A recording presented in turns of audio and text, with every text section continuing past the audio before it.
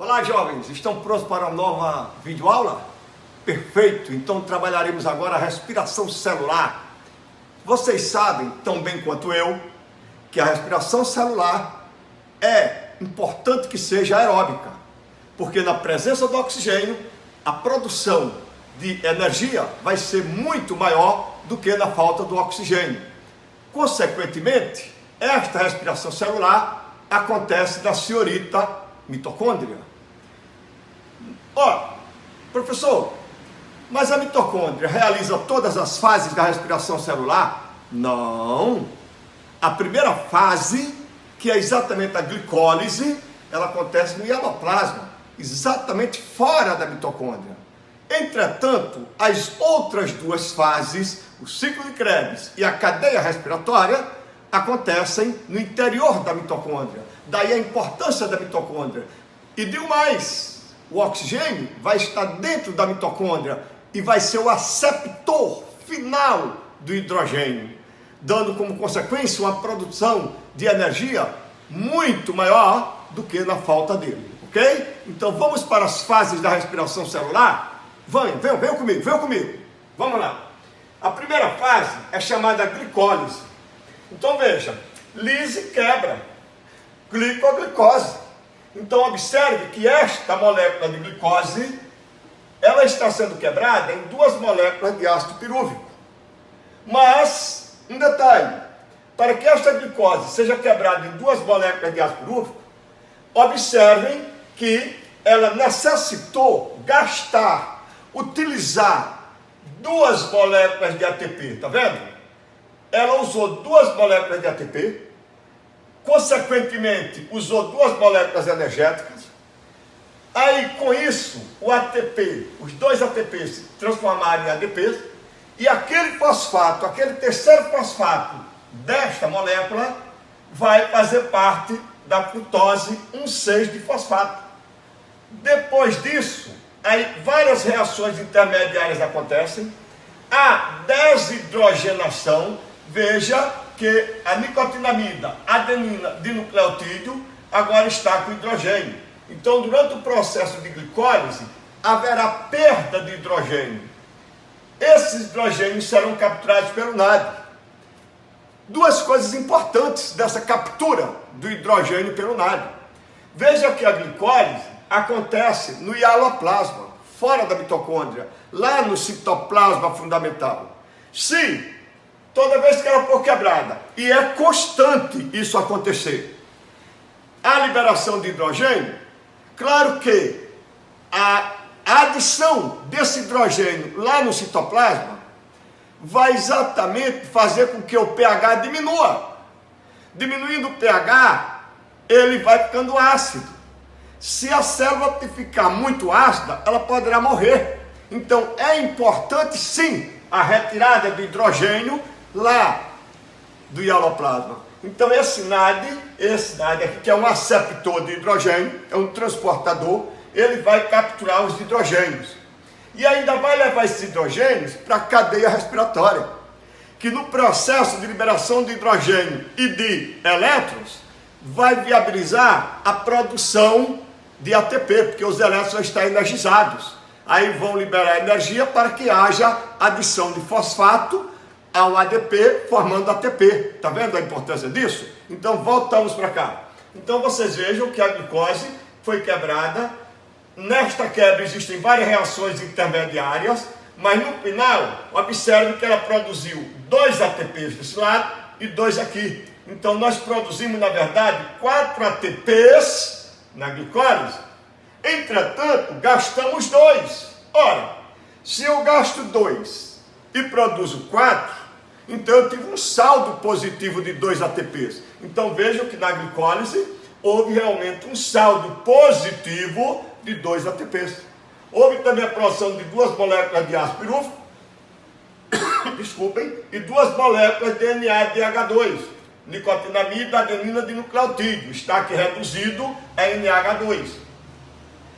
Esses 2 ácidos pirúvicos recém-formados deverão ir para o ciclo de Krebs, deverão entrar na mitocôndria para participar do ciclo de Krebs. Mas, professor, o ácido pirúvico vai participar diretamente do ciclo de Krebs na sua fórmula original? Não, vocês vão perceber o que vai acontecer. A priori, eu quero que você lembre. A glicólise formou 2 ácidos pirúvicos, 2 ATPs e 2 NADH2 como saldo. Então, vejamos agora a próxima fase, que é o ciclo de Krebs.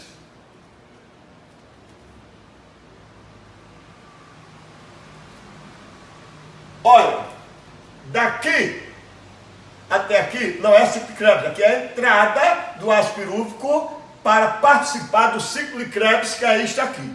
Muito bem. Só que o ácido pirúvico, para penetrar e participar do ciclo de Krebs, olha que ele é desidrogenado.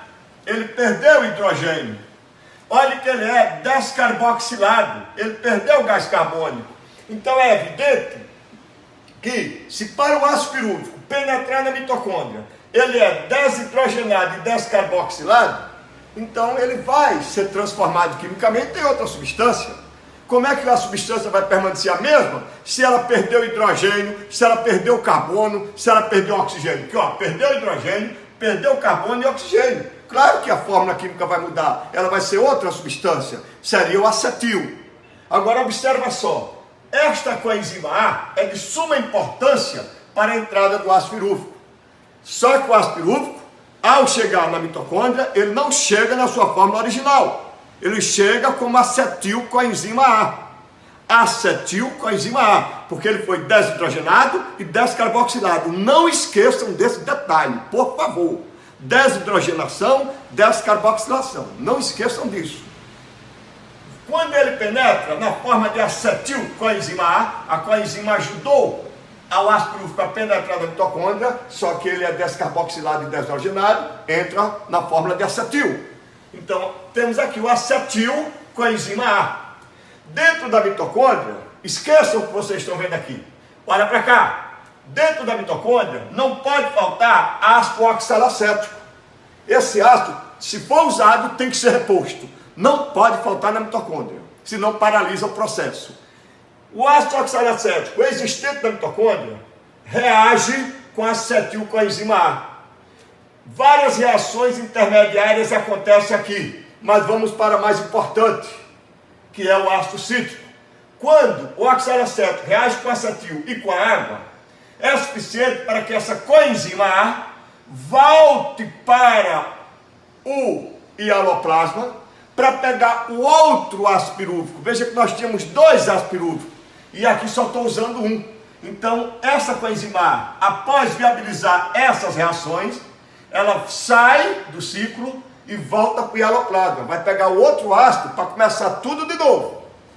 Quando o oxalacético reage com acetil e água também, vai formar o ácido cítrico. Esse ácido cítrico, ele vai ser descarboxilado. Olha só, perdeu o carbono, perdeu o oxigênio. Vai ser desidrogenado. Olha o NAD pegando o hidrogênio, perdeu o hidrogênio. Então, ao ser descarboxilado e desidrogenado, ele se transforma em ácido cetoaglutárico. Lembrando que existem reações intermediárias. O cetoaglutárico, olha, reage com água, mas é desidrogenado, mas também é descarboxilado. Então, quando o cetoaglutárico é desidrogenado e descarboxilado, depois de várias reações, vai formar o ácido succínico. Olhe que nesse momento houve produção de ATP. Então, no ciclo de Krebs, a produção de ATP, a produção de NADH2, a liberação de gás carbônico. O succínico vai ser desidrogenado, aí entra, além da nicotinamida, da adenina de nucleotídeo, NAD, entra também o FAD, flavina adenina de nucleotídeo. Então veja que o FAD também é um aceptor de hidrogênio. Agora, observe um detalhe importante para não esquecer. Olhe que o NAD é muito mais acionado do que o FAD. E o NAD vai dar maiores condições de produção de ATP do que o FAD. Então isso é importante também na produtividade de energia. Tá certo? Ó, só aqui eu tenho 1, 2, 3 NADH2. Aqui eu só tenho um FADH2, tá vendo? E aqui dá mais produtividade.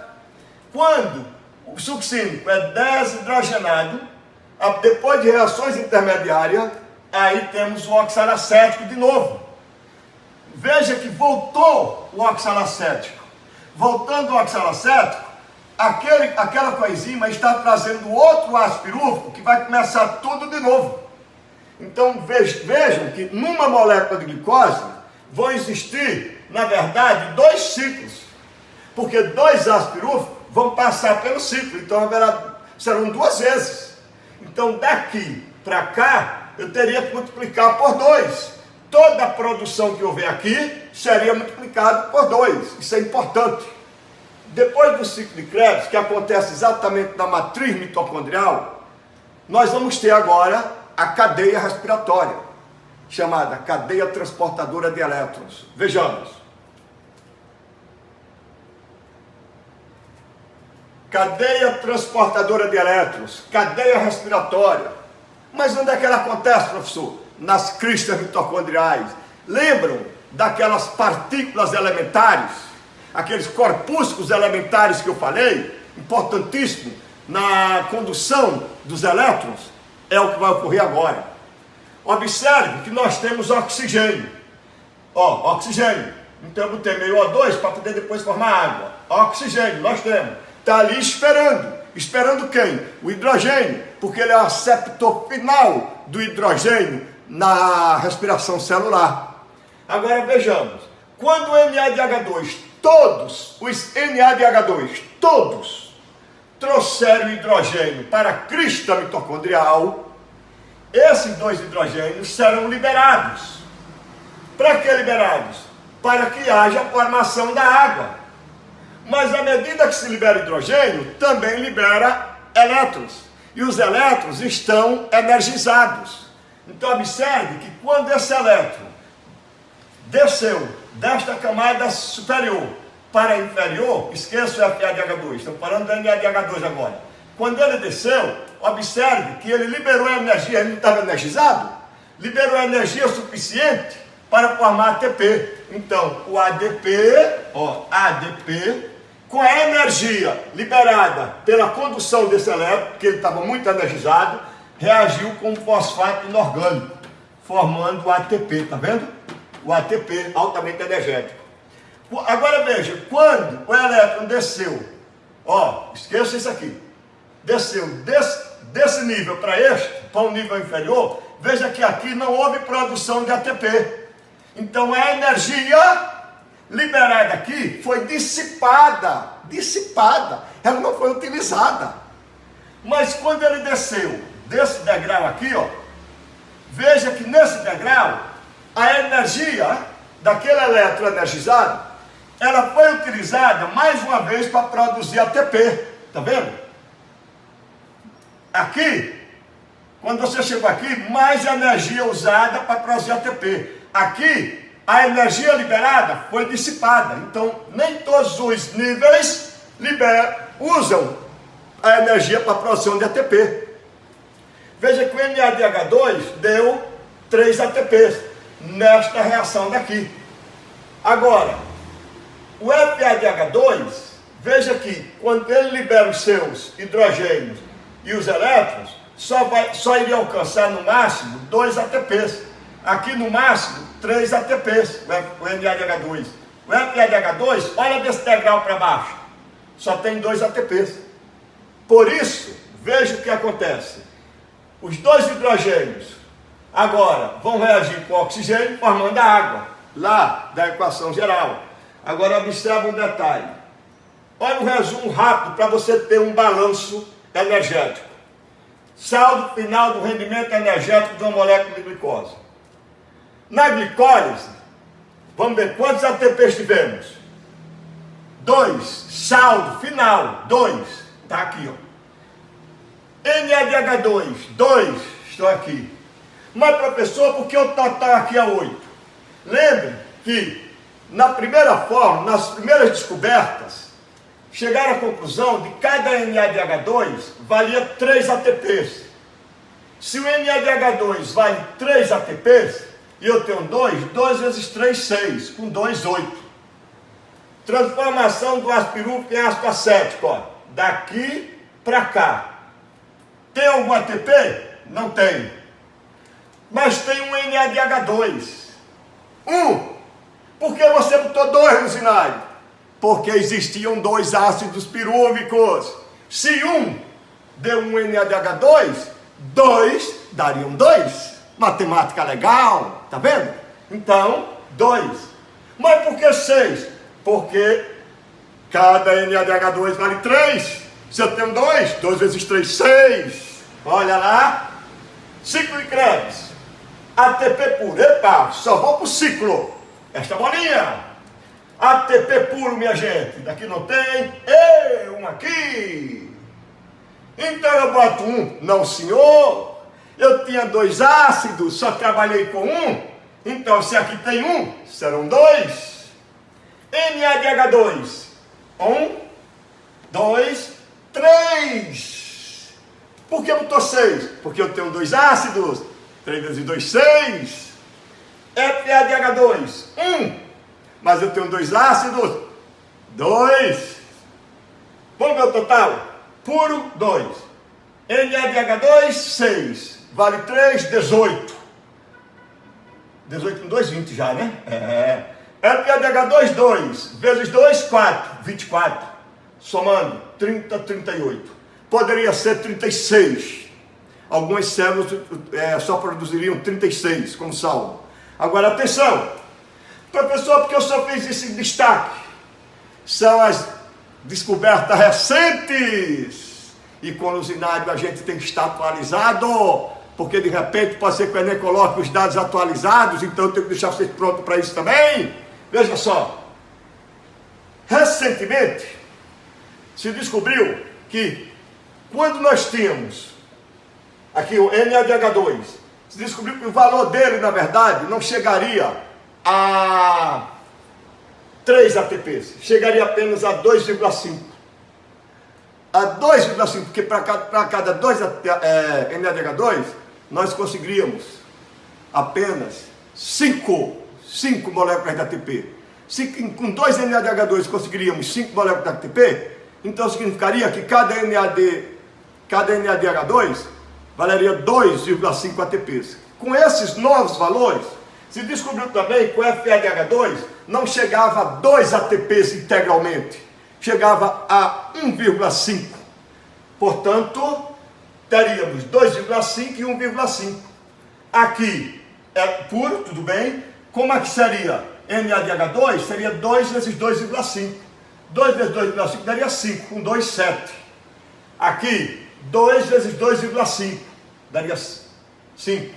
Aqui, onde tem 6 NADH2, ficaria por 2,5. Onde tem 2 FADH2, por 1,5, daria 20. Então, os dados mais recentes, pode ser que o Enem bote isto, que na verdade a produção seria 32. Está correto? Professor, se ele disser que algumas células pode ser 30, também estaria correto? Porque nós sabemos que algumas células só conseguem a produtividade de saldo final de 30 ATPs. Jovens, este, na verdade, é o processo de respiração celular. Pode sim cair no vestibular. Pode. Agora, aguardem, treinem, estudem, não parem de estudar e na próxima videoaula falaremos de fotossíntese. Ok?